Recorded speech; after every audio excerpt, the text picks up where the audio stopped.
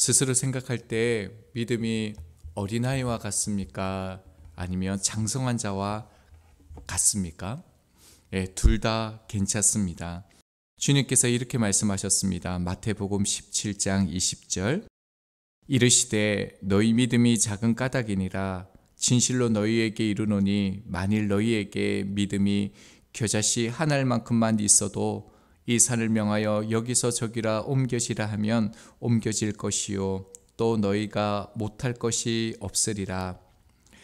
여기서 보면 믿음이 작은 것과 믿음이 없는 것은 확실히 다른 것입니다. 믿음이 작다라는 것은 믿음이 작지만 분명히 믿음이 있는 것입니다.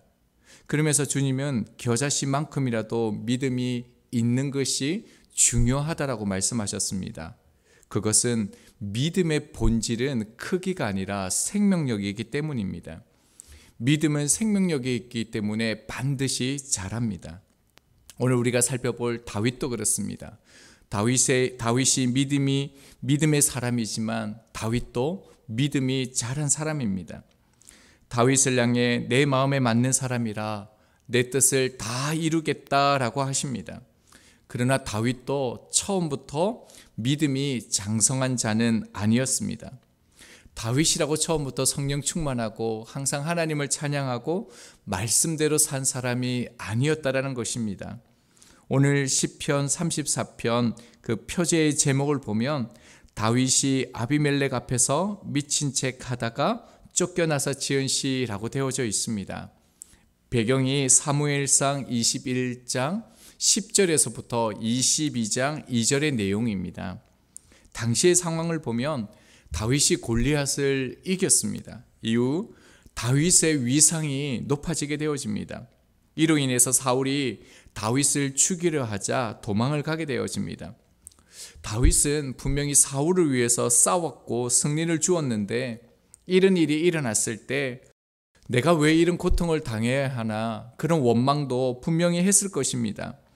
20대 초반의 다윗은 사울에게 쫓겨 더 이상 갈 곳이 없게 되자 원수의 나라인 블레셋 그 가운데서도 아기스가 다스리는 가드라는 지역으로 도망을 가게 되어집니다. 가드는 우리가 아는 것처럼 골리앗의 고향입니다. 그곳의 사람들이 다윗을 기억하고 있었습니다. 하필 그가 가지고 있는 무기도 골리앗의 칼이었습니다. 골리앗의 칼을 가지고 골리앗의 고향에 간 것입니다. 지금 다윗이 처한 환경이 얼마나 절박했는지를 알 수 있는 대목입니다. 이 과거의 사건은 자신에게요 매우 비참한 경험이죠.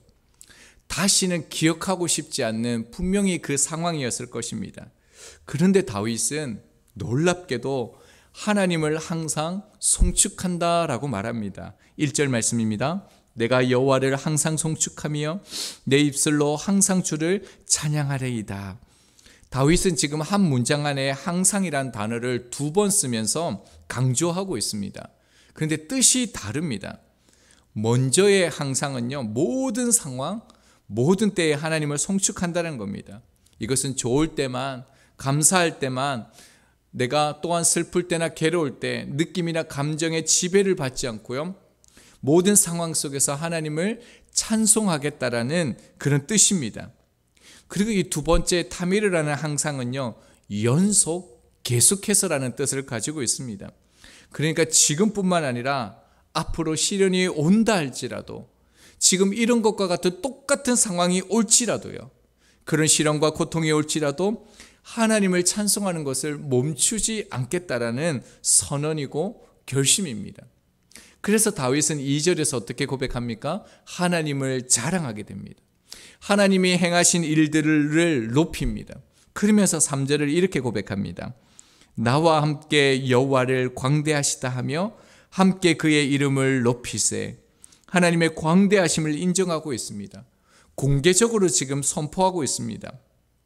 그뿐만 아니라 지금 다윗은 자기 자신의 하나님을 찬양하는 것은 당연하고요 주변에 있는 사람들에게도 어떻게 얘기합니까? 함께 이런 광대하신 하나님을 함께 찬양하자, 높이자라고 얘기하고 있습니다.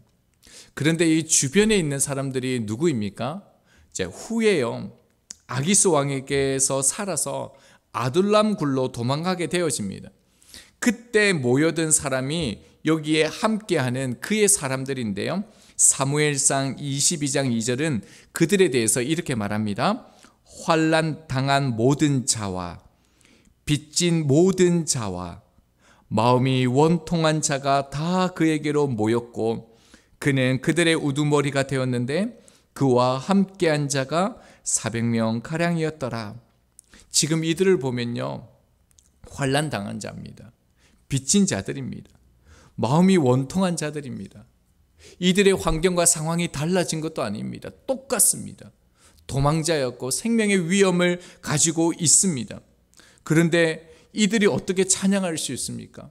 어떻게 이들이 지금 위대하신 광대하신 하나님을 높일 수 있는 그런 처지에 있습니까? 그런데 다윗은요, 그런 그들을 향하여 함께 광대하신 하나님을 찬양하자라고 얘기하고 있습니다. 참 믿음이 근사하지 않습니까? 이런 다윗의 믿음을 담고 싶지 않습니까? 그런데요, 서두에서 나눴던 것처럼 다윗도 처음부터 이 믿음을 가진 것은 아니었다는 겁니다. 그런데 지금은 온전히 지금 하나님을 의지하고 바라보고 있다는 겁니다. 그 이유가 무엇이겠습니까? 이제 4절에서 7절에서 보는 그 내용입니다. 4절을 보겠습니다. 내가 여호와께 간구하매 내게 응답하시고 내 모든 두려움에서 나를 건지셨도다. 지금 다윗은 과거를 회상하고 있습니다. 어떤 사건이었냐면 다윗이 블레셋으로 도망을 가게 돼서 아기스 왕에 서게 되어집니다. 그는 참 두려웠고요, 무서웠습니다. 그래서 살려달라고 침을 흘리면서 미친 척을 해야만 했습니다. 그 상황을 사무엘상 21장 13절에서 이렇게 말합니다. 그들 앞에서 그의 행동을 변하여 미친 채 하고 대문짝에 그적거리며 침을 수염에 흘리며. 얼마나 비참했겠습니까? 얼마나 무서웠으면, 얼마나 고통스러웠으면, 얼마나 괴로웠으면 이런 행동을 했겠습니까? 그런데요, 이 믿음의 다윗, 이 찬양했던 다윗도 이런 모습이 있었다는 게 여러분 믿어지십니까? 아기스 왕으로 나아갈 때 얼마나 기도했겠습니까? 몸부림치면서 살려달라고 기도했을 것입니다. 이 말씀 앞에서 우리가 주목해야 될 것은요, 다윗도요, 이 당시의 믿음이 이 정도였다는 겁니다. 사울이 추격할 때 우리가 생각할 때는 골리앗 앞에 섰던 것처럼 당당하게 여호와의 이름으로 나가야 되는 것 아니겠습니까? 그런데 블레셋 지역으로 도망가게 되어집니다. 블레셋 지역으로 도망간다는 것은 골리앗 앞에 항복하는 것과 같은 것인데 다윗도요, 이 당시에는 이것을 분별할 수 있는 그런 믿음이 그 당시에는 없었다는 것입니다. 그러나 다윗에게는 겨자씨 한 알만큼의 믿음이 있었습니다. 그래서 그런 상황에, 그런 처지에 있었지만 인간적인 방법을 이용하지 않았습니다. 사무엘상 21장 11절입니다. 아기스의 신하들이 아기스에게 말하되 이는 그 땅의 왕 다윗이 아니니까. 당시 블레셋 사람들은 다윗을 왕으로 이미 여겼습니다. 그렇다면요, 다윗이 어떤 마음을 가질 수 있습니까? 내가 이제 당당하게 앞으로 왕이 될 사람이다. 그러니까 우리 동맹 맺자, 화친하자, 내가 너희들 나라에 잘 대해주겠다, 이렇게 말할 수 있습니다. 그런데 다윗은 인간적으로 그런 방법을 택하지 않고요, 하나님 앞에 도움을 구합니다. 하나님은 이런 다윗의 중심을 아시고 그의 기도에 응답하십니다. 사무엘상 21장 14절입니다. 아기스가 그의 신하에게 이르되 너희도 보거니와 이 사람이 미치광이로다. 어찌하여 그를 내게로 데려왔느냐. 아기스가 볼 때요, 다윗을 죽이는 것은 오히려 자신을 수치스럽게 여기는 것으로 여깁니다. 이런 인간을 자기 집으로 데려온 것조차 견디지 못합니다. 죽일 가치도 없는 것이죠. 이 상황은요, 하나님의 인도하심과 은혜였습니다. 이런 장면이 성경에 또 있습니다. 의외로 그 이름은요, 에스더입니다.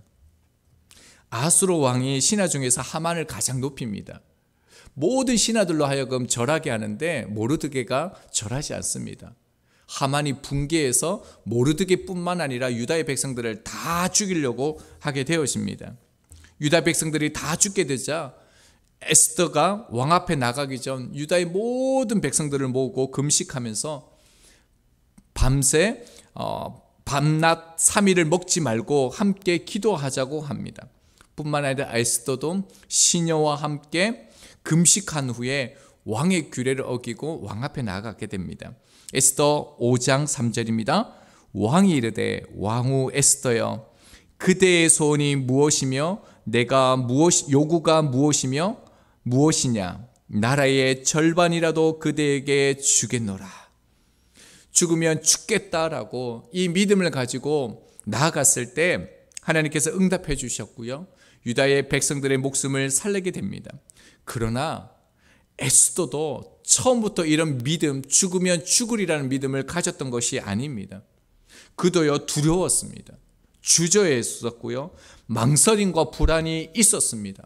왕 앞에 처음에는 나가지 못했습니다. 그러나 모르드게가 이것이 마지막 통보입니다.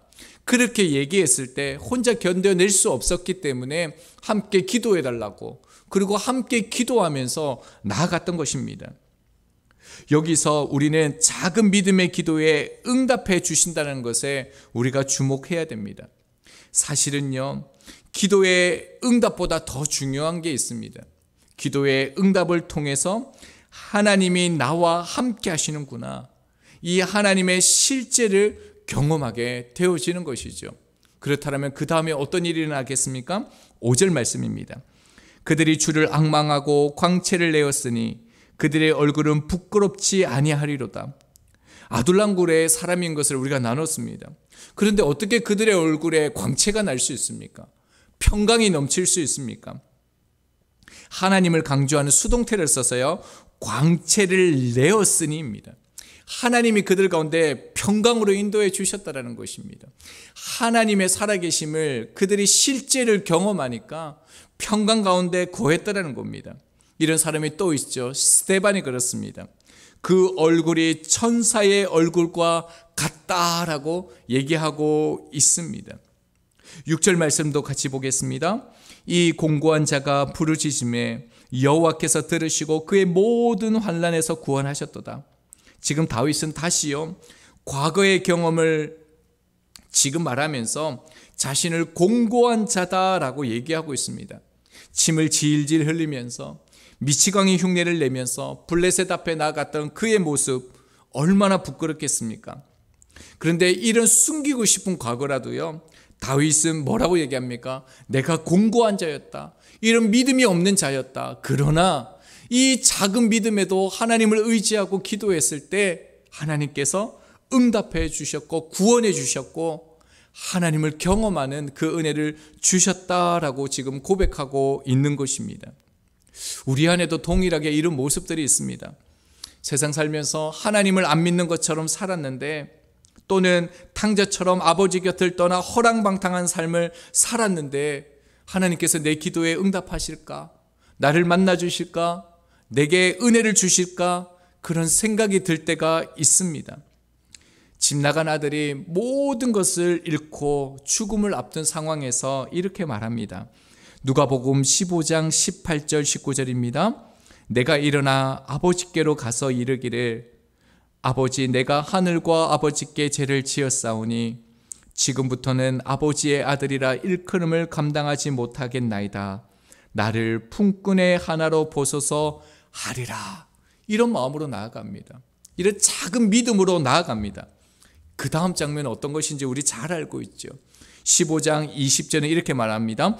아직도 거리가 먼데 아버지가 그를 보고 측은히 여겨 달려가 목을 안고 입을 맞추니 22절입니다. 제일 좋은 옷을 내어다가 입히고 손에 가락지를 끼우고 발에 신기라. 24절입니다. 이 내 아들은 죽었다가 다시 살아났으며 내가 잃었다가 다시 얻으노라 하니 그들이 즐거워하더라. 이 모습이 탕자의 모습이겠습니까? 예, 이 모습은 다윗의 모습이기도 합니다.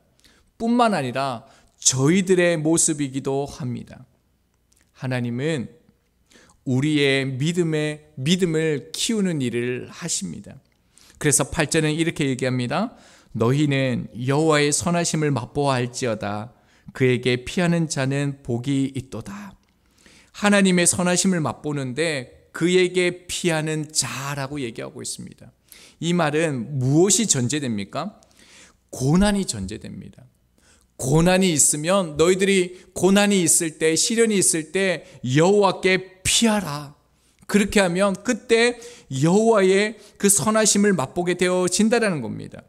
믿음은 위기의 순간에 하나님을 경험하면서 자라게 되어집니다. 그래서 다윗도요, 너희가 하나님을 맛보라 이렇게 얘기하지 않습니다. 하나님의 선하심을 맛보아 알라라고 얘기합니다. 다윗이 지금 믿음이 장성한 것, 하나님을 믿은 것은요, 실제로 경험을 해본 것입니다. 그리고 하나님은 이런 하나님이시구나 그렇게 믿은 것입니다. 이론이나 학문이 아니라 정말로 실제하신 하나님을 경험한 것입니다. 이제 말씀을 적용하겠습니다.